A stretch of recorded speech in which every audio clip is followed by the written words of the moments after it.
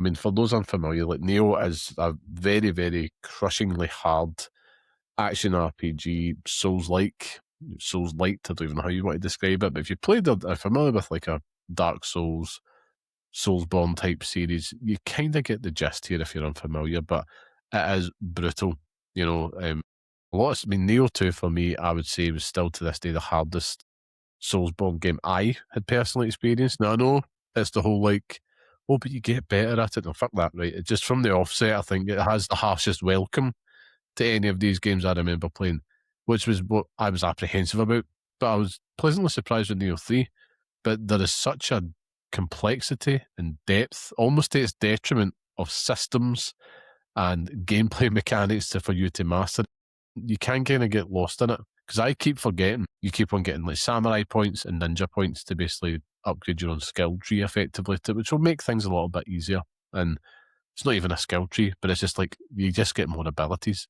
Then on top of that, you'll have extra blessings. You'll have to level up. You'll have all these different wee bits and bobs that you can tweak to make the game, make you better at the game. It's not just a simple like level up your stats. Like I'm going to get more health, more stamina. There's so much little bits you can tweak, and that's the thing that this has over a FromSoft game. Still, is that if you want to go full sweat, you're talking about like really getting in the weeds with builds and stuff like that in terms of like, right, I'm wanting to kind of master this attribute, make my character very, very strong in this way and that way. And then you can start to scale up the game and it rewards that mastery.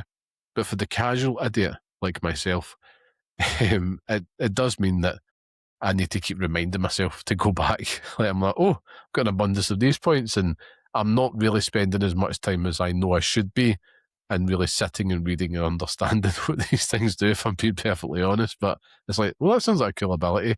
But yeah, it is what it is. But how have you found those systems as a veteran? It's very much Neo. Do you know what I mean? It's you know what you're getting when you start it. It's not something that comes as a surprise. You're talking about the depth in systems and the depths and all these things, but then you've got to factor in you're picking up 4 million items all at once as well, so you're having to deal with all that shit as well at the same time. So it's like overwhelmingly complex and fucking overwhelmingly overwhelming. Yeah, It's unbelievable, man. But as a so-called veteran to the series, this is just what Neo is. You know, you're constantly min maxing your character.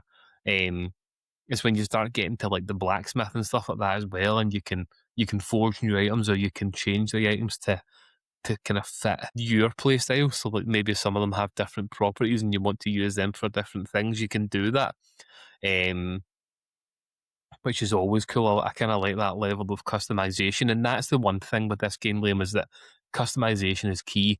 Not only in terms of the character you create, because you can go in there and create your own character. I didn't because I couldn't be asked, but that long gone are the days of creating Sting in every single video game that I play. Is now it's just generic fucking first character that you see, but fashion builds huge, and you always get you always get like boons for wearing more than one of the same item. Um, you might just want your character to look cool, which they always do, or you might just want them to look like idiots, which they always do as well. So it's cool like that, but customization in terms of your character can also just be the routes that you go down. Like you might go for purely strength, which means that you're throwing that adachi around and it means nothing to you.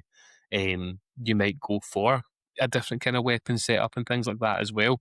But the one positive, you talk about the differences in terms of this and Dark Souls or Bloodborne or Elden Ring, is that you can change it at the drop of a hat. If you change your mind one night and decide, the Adachi isn't the way to go anymore, you actually want to play as, a samurai or something else, you can do that. The game doesn't punish you for making that decision. You can constantly go back in and tweak it, so it's cool. yeah.